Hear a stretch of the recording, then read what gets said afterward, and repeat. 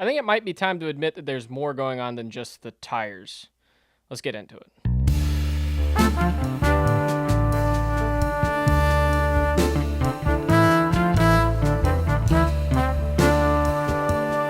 All right, welcome back to Big Motor Small Blade. I'm Seth. Pretty interesting week this week. Not just the race today, but a couple interesting things happened over the week that we're going to get into. I'm repping the Canes today because they got their fourth win in a row and dumped some dead weight at the trade deadline. So happy about all that.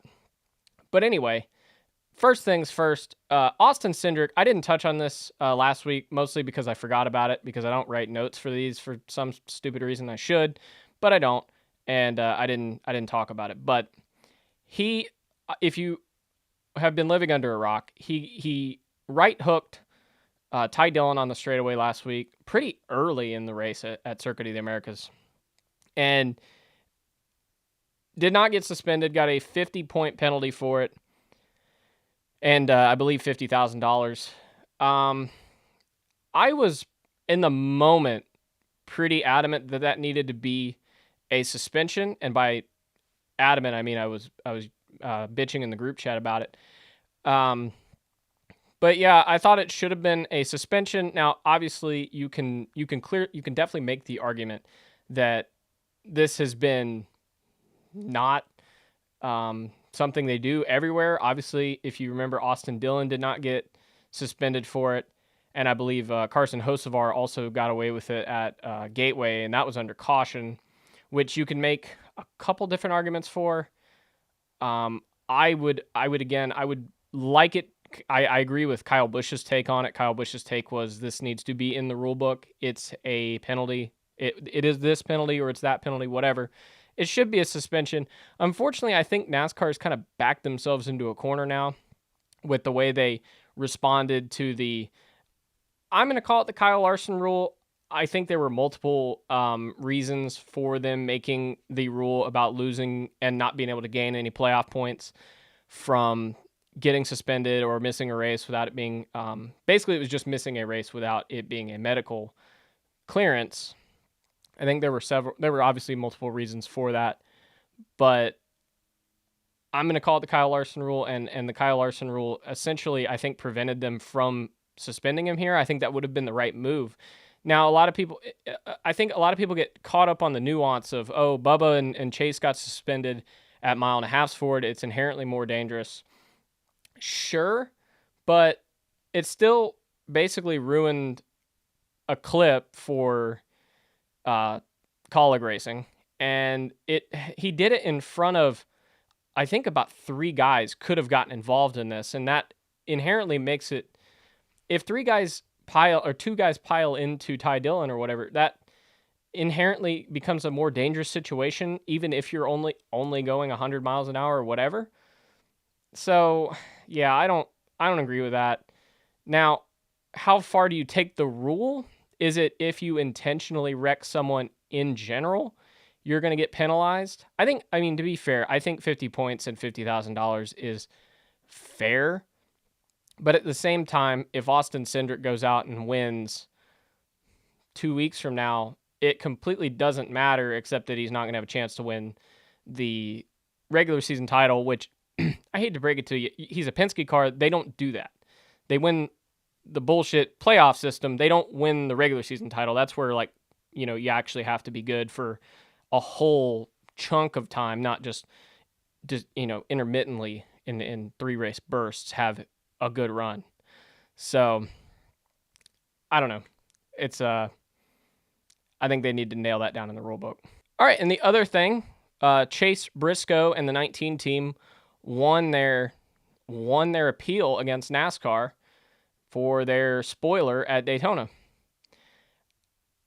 I don't know how necessarily. I believe them that it was a bad part that they had to fix, but how many times have we seen bad parts need to be fixed in the next gen era, them fix them, and NASCAR not care? A bunch of times. Brad Keselowski or RFK Racing got nabbed for it a couple times with the wheels, which weren't fitting. We know that for a fact. Uh, NASCAR and Colleague Racing got busted. They ended up rescinding some of the penalty, but essentially still fined him $500,000 total, I think, for the louver situation at Phoenix a couple years ago. Everything I understand about that, those parts were not within tolerance and they needed to be fixed. So again, that's another situation where I think there was another one. We can get off in the weeds here. I don't know what made NASCAR decide this, or I don't know what got them away from it this time, but yeah, they won their appeal, and good for them. If the parts suck and they need to be fixed, then I'm sorry. If you've ever worked in manufacturing, you get supplier parts sometimes that don't work, and you have to make them work. And that's just the way it is. So I'm glad someone in that sphere has figured that part out and let them be. Let them live. They did what they're supposed to do. All right, now on to the actual race. I don't know what to make of this anymore. I think this race is going to get a boost, especially if you look at something like the Gluck poll. It's going to get a boost because of the crazy wild finish with a green-white checkered or whatever. But that wasn't the experience of most of the race. Yes, did the option tire add something to the enjoyment of the race? Sure. Was it a lot? I don't think so, because ultimately when you see guys like Ryan Preece or someone go and put these option tires on early in the race, you know it's going to come back to them at some point, because you only have 2 sets, which I'm not necessarily saying we need we need more sets of them or whatever, but there's not really much suspense there.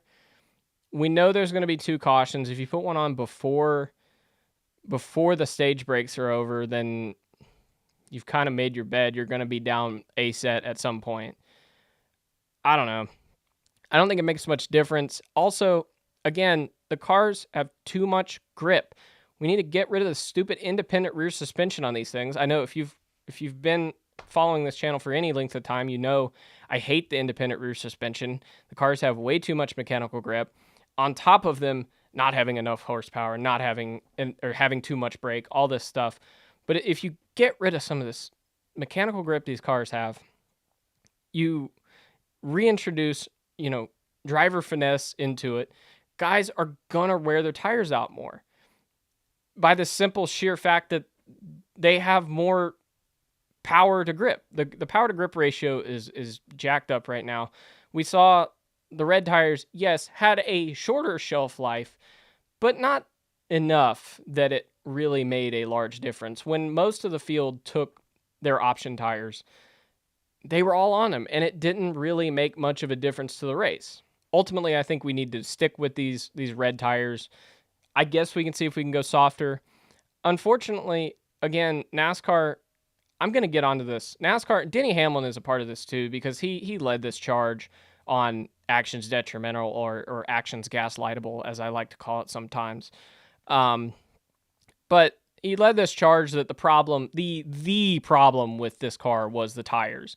And while, yes, the tires weren't wearing, and when they did wear, they wore all together. Why was that? Why did they do that? And if you'd have thought, if he or anyone else pushing this narrative had thought about that for more than 5 seconds, they would have realized that because the cars are all the same and because they all have too much grip, of course, when they finally wear out, they're all going to wear out together, because the driver's not really making that much of a difference. You can't really overcook the tires that well. Like, you can overcook them on a road course, and by that I just mean like flats bottom. But other than that, you're not really going to wear the tire out much faster than the other guy.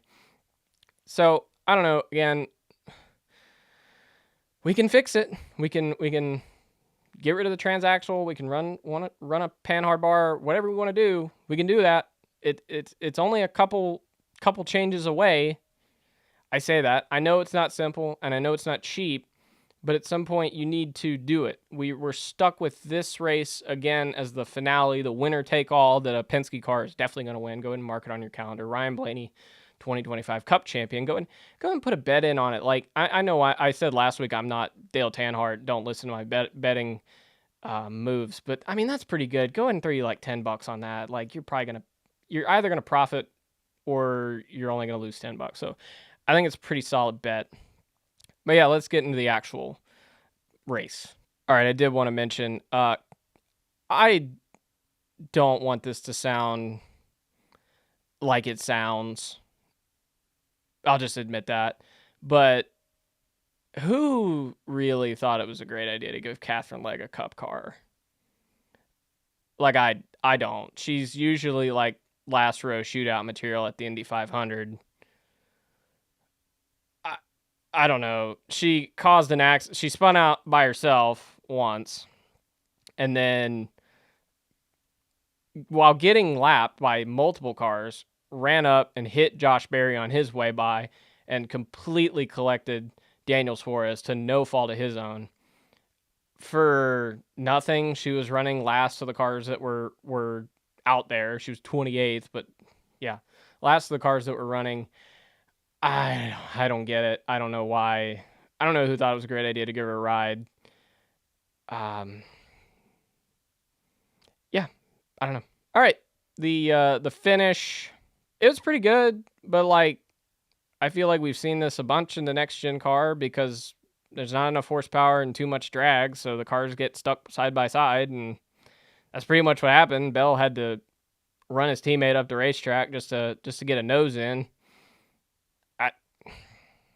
It was fine. I don't know. I'm kind of numb to it at this point, though. But what it did do was give us our first three-time winner, or three back-to-back winner, in the next gen era. First time since Mike Joy, listen up, since Kyle Larson at the back end of the 2021 season, which was of course the second time he'd done it, which was two. There were two in between that and when Harvick did it. So now you know, Mike. I'm ripping on Mike a little bit, but like someone in the Fox booth should have like told him that wasn't true way before he didn't even technically admit it was true. He changed it later, but still didn't say, "Oops, my bad. I didn't mean to do that." But oh well, never seen Fox give any misinformation before. But yeah, is Christopher Bell the title favorite? I guess. I don't know. A lot can change. And also there's the stat that no one's won the spring race at Phoenix and gone on to win the fall while it's been the championship race. Obviously Harvick swept it a few times, and I'm sure other guys have too. But yeah, so I don't know. And obviously Penske was fast today. Logano got busted for going below the yellow line at the start finish line, like 20 laps into this race. I don't know. I guess it's a black and white call that seemed pretty ticky-tack to me. But if that's the rule, that's the rule, I guess. But anyway, what did you guys think of the race? Let me know down in the comments. Subscribe if you want. Like if you want. Dislike if you want. See ya.